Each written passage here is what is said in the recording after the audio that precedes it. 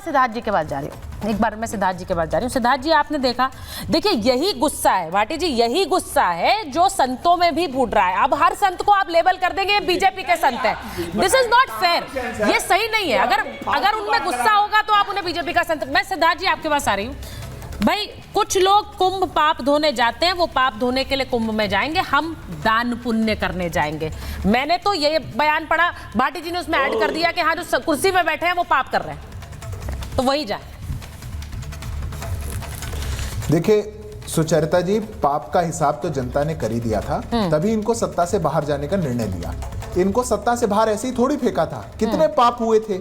ये इफ्तार पार्टियों में जाने वाले, टोपी लगा लगा के वोट बैंक लेने वाले, ये माफियाओं के साथ खड़े होने वाले कितने पाप किया करते थे, कितने गरीबों का, शोषितों का, वंचितों का हक छीना। तब जाके जनता ने अपना निर्णय लिया और 7.5-8 साल से लगभग इनको बाहर का रास्ता दिखाया हुआ है। तो वो पाप की चिंता ज्यादा ना करें, और अगर है तो बिल्कुल जाएं अपने पापों का प्रायश्चित करने का, जहां जहां मौका मिले वहां वहां प्रायश्चित करना चाहिए। हिसाब बहुत लंबा है। पर अभी क्या बात कही भाटी जी ने, भाटी जी कह रहे हैं टीका टिप्पणी कर दी, बीजेपी राजनीतिकरण करना चाहती है, और गिनवा रहे थे कब कब व्रत रखा, मुलायम सिंह जी ने कब कब रखा, अखिलेश जी ने कब कब रखा। मैं पूछता हूं, मठाधीश माफिया होते हैं, ये किसने कहा था? आप ही की नेता ने कहा, अभी कुछ ही दिन पहले कहा। मठाधीश को माफिया आप कह दें तब आपको कोई व्रत याद नहीं आता, तब आपको सनातन संस्कृति याद नहीं आती, तब आपको हिंदू धर्म याद नहीं आता, तब तो आपको लगता है ये मठाधीश भी ऐसे ही है, साधु संत भी ऐसे ही हैं, इनको सबको कर दो, ये ढोंगी है, ये ऐसा है वैसा है। जितना मन में आए आप सनातन को गाली देते हैं। हमारे तो नेता ने कभी नहीं कहा, किसी और ने भी नहीं कहा।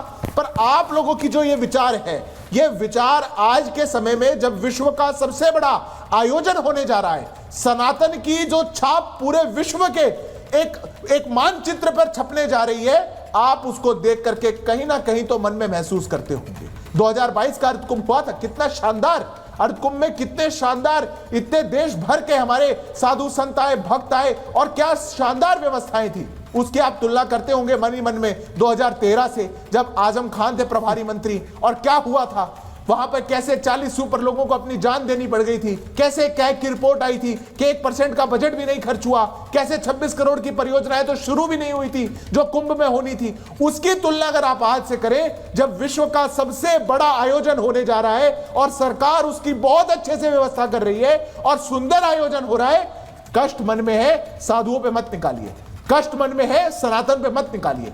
मत कहिए ये बात कि आप साधु संत आ रहे हैं, एक साधु संत को ले जाओ अपने साथ। क्यों कह रहे हैं आप ये बात? आपको ये कहनी पड़ी क्योंकि एक सनातनी व्यक्ति, एक सनातनी, एक भगवा पहनने वाला वो शीर्ष पर बैठा हुआ है और जनता ने 2 बार चुन करके उनको मुख्यमंत्री बनाया। ये बात आप पचा नहीं पा रहे हैं। नहीं तो कुंभ के आयोजन से पहले क्यों कहेंगे अखिलेश यादव कि लेके चले जाओ इनको? मैं कहता हूं सुचरिता जी, इनकी सोच को दर्शाता है। ये लोग पचा नहीं सकते हैं कि इतना बड़ा एक अच्छा आयोजन हमारे देश में होने जा रहा है, और इसीलिए जनता इनके साथ नहीं है। उन्होंने तो आज स्वागत भी कर दिया है। अखिलेश जी ने आज कहा सभी सनातनियों का बहुत स्वागत है जो आ रहे हैं कुंभ में। उनका ट्वीट आया थोड़ी देर पहले, स्वामी जी। हाँ, मैं एक सेकंड में, अखिलेश जी का ट्वीट आया स्वामी जी अभी थोड़ी देर पहले। उन्होंने कहा सारे सनातनी जो आ रहे हैं, डुबकी लगा रहे हैं, उनका बहुत स्वागत है कुंभ में। ये उनको कहना पड़ेगा, उनकी कहना पड़ेगा, इसलिए कहना पड़ेगा कि अगर उनको राजनीति में रहना है, अच्छा, और उनको कहीं ना कहीं, भाई खाली मुसलमान तो नहीं सपोर्ट करता है, जीत जाते हैं, हिंदुओं का वोट और हिंदुओं को बरगलाना है तो उनको ये कहना पड़ेगा। अच्छा, ये इनकी मजबूरी है, वो बरगला रहे हैं, अन्यथा सिर्फ मुस्लिम वोट से नहीं चलेगी। अन्यथा मैं अखिलेश जी से, Vivek ji, I am coming to you, बस 2 मिनट, अभी मेरी बात नहीं पूरी हुई। अन्यथा 2002 से 2007 तक मुलायम सिंह जी थे, ठीक है, 2012 से 2017 तक हमारे अखिलेश जी थे, ठीक है। 12 में क्या किया, 13 में क्या किया हिंदुओं के लिए, 14 में हिंदुओं के लिए क्या किया, क्या रोजगार के लिए किया, कितने रोजगार बढ़ाए, 15 में क्या किया, 16 में क्या किया, 17 में क्या किया। मुलायम सिंह ने 2 में क्या किया, 3 बताए ना कि हमने हर साल इतनी नौकरियां दी। नहीं, वो बताते रहते नहीं।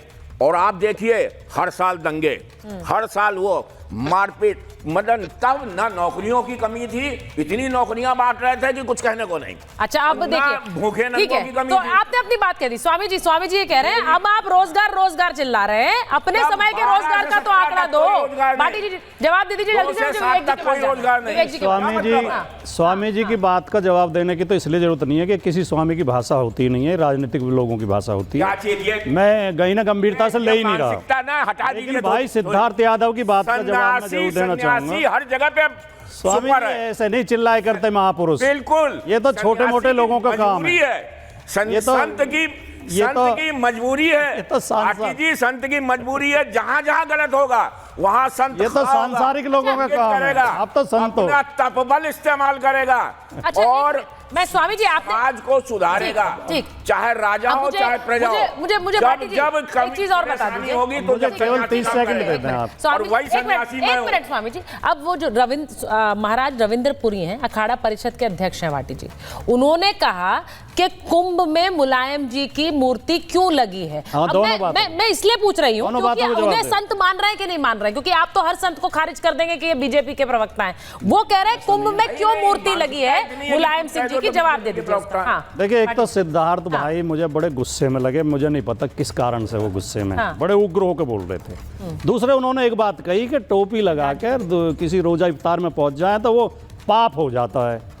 तो हमारे प्रधानमंत्री मोदी जी जगह जगह मस्जिदों में जा रहे हैं और अभी चादर भिजवाई है, मैंने बिल्कुल नहीं कहा भाटी जी, अजमेर शरीफ के लिए, तो वो भी पापी हो गए, वो भी पापी हो गए। अच्छा, बोलने दीजिए। दूसरे सिद्धार्थ भाई, बोलने दीजिए, उनकी बारी है। वो भारतवर्ष की चादर है, जो प्रधानमंत्री रहेगा, जो जैसा प्रधानमंत्री रहेगा किसी पार्टी का, उसको भेजना पड़ेगा। भारतवर्ष की है, ठीक है, बोलिए। प्रधानमंत्री की नहीं है। अब बोलने दीजिए। दूसरी बात, 2007 के अर्धकुंभ और 2013 का पूर्ण कुंभ का इतना शानदार आयोजन हुआ था। हार्वर्ड यूनिवर्सिटी ने रिसर्च की उस पर कि इतने लोग आए और इतना शानदार व्यवस्था थी। कोई कम, जो आप बार बार एक दुष्प्रचार करते हैं कि लोग मर गए थे, वो मरे थे रेलवे स्टेशन पे। वो कुंभ स्थल पे कोई घटना नहीं हुई थी, दुर्घटना नहीं हुई थी। और रेलवे स्टेशन केंद्रीय सरकार के अधीन आता है, रेल विषय केंद्र सरकार का विभाग है। तो कुंभ की व्यवस्था बहुत शानदार थी, बहुत बढ़िया थी, कहीं किसी को लेकिन फिर भी मर गए लोग। जहां तक इस कुंभ की सवाल है, इस कुंभ का सवाल है, सुचरिता जी, ये अखबार है, देखिए, उत्तर प्रदेश का बहुत प्रमुख अखबार है और भारतीय जनता पार्टी का समर्थक माना जाता है। अखबार की आज की खबर है, पहले अखबार, साधु संत प्रदर्शन कर रहे हैं, उन्हें बिजली नहीं मिल रही है, सफाई की व्यवस्था नहीं है, सुरक्षा नहीं है, पंटून पुल पे गाड़ियां नहीं चल पा रही हैं। साधु संतों ने प्रदर्शन किया, ये देखिए, मैं आपको दिखा रहा हूं, सड़क नहीं बनी तो साधु संतों ने किया सड़क जाम। मैं बस कुंभ में, एक मिनट, और ये देखिए, चीज बोलूंगी बस, मुझे महाकुंभ में सुविधाएं नहीं मिलने से भड़के कल्पवासी। विवेक जी, महाकुंभ में सुविधाएं नहीं मिलने से ये उत्तर प्रदेश का जो सबसे बड़ा अखबार माना जाता है और बीजेपी का समर्थक अखबार माना जाता है। भाटी जी, मेरी एक रिक्वेस्ट है, आप अपनी बात रखिए। आप हमला बोलते हैं, मुझे लगता है महाभारत में आते ही सब इसलिए है कि एक दूसरे पर हमला बोले, लेकिन अखबार वो दिखाना जो वो आप कह रहे हैं अखबार है, ये बीजेपी का समर्थक है, संत बोल रहे हैं वो बीजेपी के समर्थक। पढ़ लो नहीं, अब वहां तक तो नहीं पहुंच रहे हैं। संत विरोध में टैगलाइन क्यों लगा देते हैं हर के आगे,